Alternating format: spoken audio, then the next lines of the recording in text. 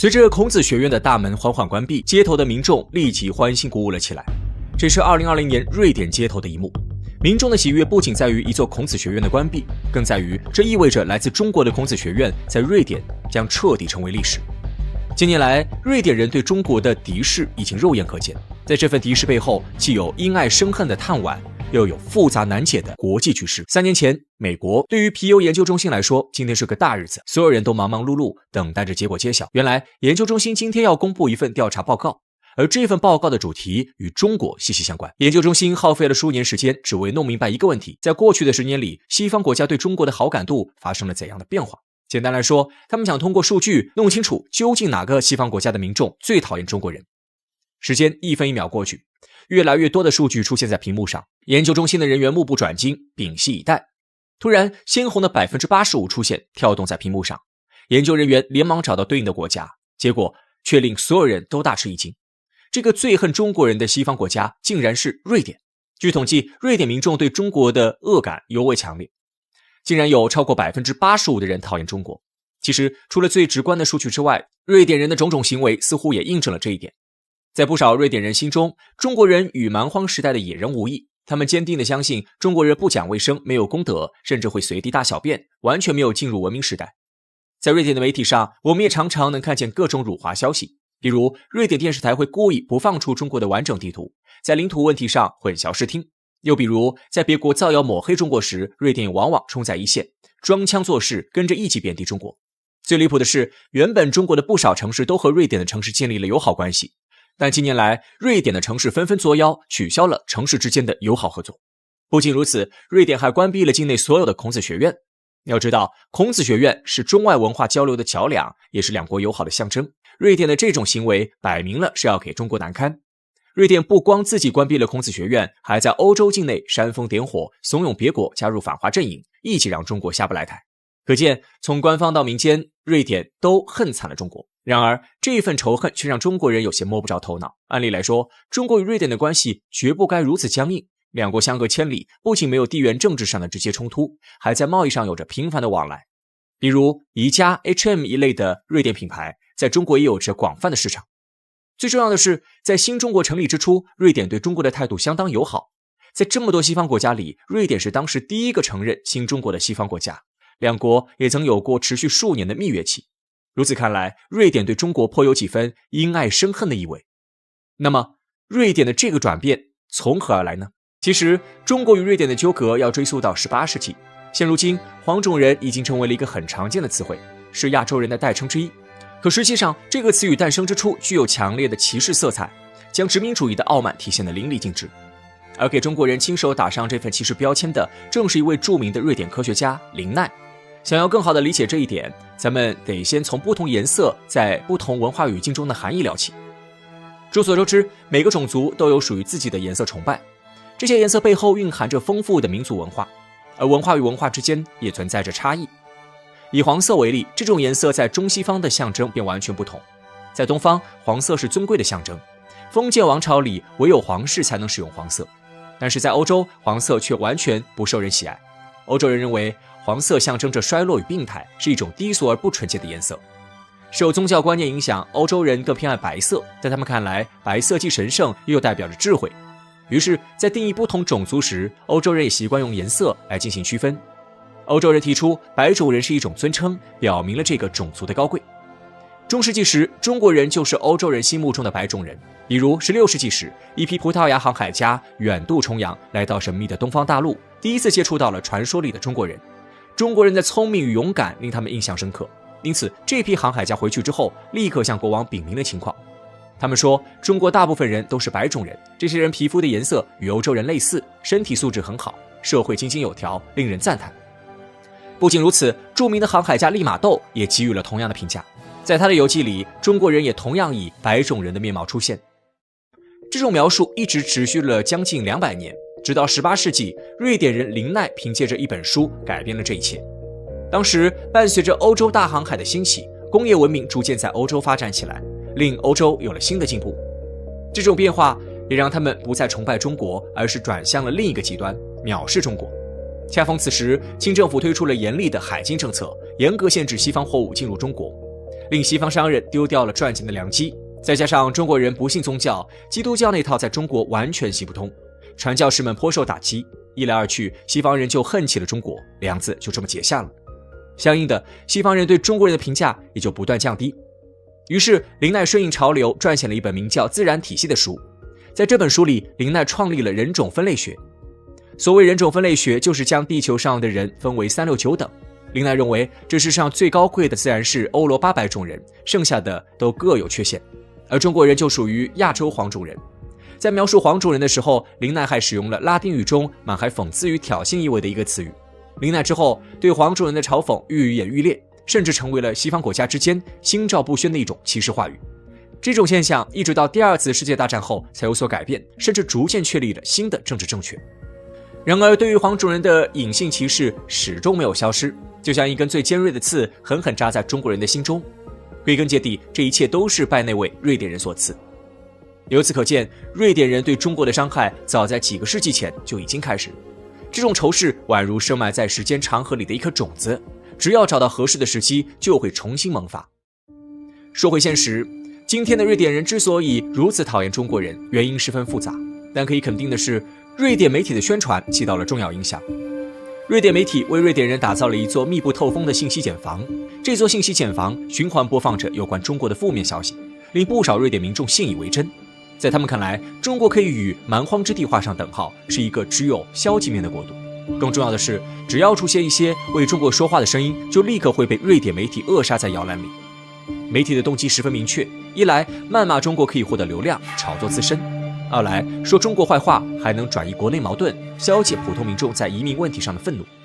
原来瑞典国内充斥着大量白左人士，这些人圣母心泛滥，四处接收难民。可实际上，瑞典并不具备相应的承载能力。大量难民来到瑞典后，影响了当地人的正常生活。瑞典一共只有1000万人口，可难民现在足足占到了40万。受难民潮影响，瑞典人的排外情绪空前激烈，国内的民族主义也发展到了巅峰。在这种情况下，媒体只要竖起一个靶子，就能轻易地煽动民众。然而，这个靶子就是中国。其实，瑞典选中国或许也大有门道，毕竟中国与瑞典的确相隔千里。就算瑞典在家里大说中国的坏话，中国也不会找上门来和瑞典算账。换成邻国，瑞典恐怕就不敢如此放肆。不仅如此，正是因为瑞典比谁都明白中国是一个有责任感的大国，和中国相比，瑞典是个十足的小国，再加上中国向来崇尚以和为贵，更不会恃强凌弱，所以他们才有恃无恐。最重要的是，通过这种方式，瑞典国民的不满情绪发泄了出来，其国内真正存在的矛盾与问题也就被政客们悄悄掩盖了。不得不说，瑞典人看似人畜无害，实际上所走的每一步都经过了深思熟虑。当然，除了政客们的刻意营造，有些瑞典人始终对中国人怀有根深蒂固的黄种人歧视，也是造成如今瑞典仇华的主要原因之一。所有坏事只要提到中国，那么便不需要核实就一定是真的，这种思想既傲慢无礼，又十分愚蠢。另外，瑞典敌视中国也有美国从中挑拨的原因。瑞典是美国的老牌盟友，随着中国的崛起，中美之间的火药味越来越浓。在这种关键时刻，瑞典敌视中国，其实就是在为美国摇旗呐喊。只不过，无论瑞典如何贬低中国，也扭转不了中国崛起的大势。而倘若瑞典执意如此下去，最终受伤的也只会是自己吧。20世纪50年代，中国志愿军跨过鸭绿江抗美援朝，那场战争夺走了中国18.3万名官兵的生命，中朝两国之间也因此铸就了鲜血凝成的友谊。然而从两国交往史来看，中朝关系并非全是蜜月期。1956年，金日成在朝鲜内部掀起的那场大清洗，就因为祸及中苏两国，让火热的中苏朝铁三角关系迅速冷却。那么1956年那个黑色的8月究竟发生了什么？身为当事国的中苏又为何对此袖手旁观？1956年6月1号，金日成率领朝鲜劳动党代表团开始了一段长达1个半月的欧洲国事访问。8月29号，劳动党就访欧一事召开归国报告会。然而在这场会议上，身为领导人的金日成却遭到了政府内部苏联派与延安派的联合挑战。起因是随着斯大林的去世，新上台的赫鲁晓夫在党内掀起去个人崇拜潮流，并试图着手建立集体领导体制。紧跟苏联老大哥身后的苏联派与延安派遂向金日成提出在党内反对个人崇拜、放宽金日成个人对党的控制、改变以工业为主的国民经济方针等问题。然而，两派的政见非但没能在党内引起共鸣，反而招致大批党内人士的猛烈攻击。8月宗派事件就此拉开帷幕。自感权威受到挑衅，唯恐出现政变的金日成会后立刻启动紧急预案。金日成官邸附近内阁事务局周边立刻被警戒封锁，领导人护卫旅团进驻平壤市各处交通要道，将首都与外部联系的公路全部切断。同时，位于平壤北部20公里的2个步兵师迅速向平壤靠近，以防发生冲突事件。甚至于，金日成还给民族保卫相金光霞下达命令，要求朝鲜边防部队进入准战时状态。在金日成的雷霆手段下，延安派、苏联派成员被逼上绝路，有人被捕入狱，有人侥幸渡过鸭绿江逃到中国领土。随后，金日成下达命令，剥夺这些人的党籍，撸掉其身上的一切职务，并要求中国政府将人遣送回朝鲜。8月宗派事件传到中苏后，引发两国政府的强烈不满。苏共、中共都认为需要赴朝与金日成展开谈判，以维持党内团结。同年9月19号，以苏联副总理米高扬、中国国防部长彭德怀为首的中苏代表团前往平壤与金日成对话。在中苏的斡旋下，金日成同意撤销对延安派、苏联派人员的处分，但情况仅仅维持到第2年，金日成便以莫须有的罪名再度对两派发起大清洗，并在全国展开思想整肃。短短1个月内，2000多名两派人员遭到整肃，有人入狱，有人被遣返回中苏两国，也有人流亡海外。而这一次，面对金日成的2次肃清行动，中苏两国却选择了袖手旁观，没有再介入其中，这究竟是为何？实际上，并不是中苏两国不想过问这事儿，而是如果再继续介入下去，极有可能激起朝鲜人民的仇视心理，让三国关系愈发雪上加霜。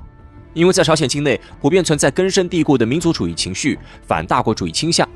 当时绝大部分朝鲜民众心目中还存在对日本军国主义曾强权统治朝鲜的恐怖记忆。持续长达35年的军国主义枷锁仍然是萦绕在朝鲜民众心头的一团乌云，因此这一时期的朝鲜人都普遍怀有浓厚的民族主义倾向。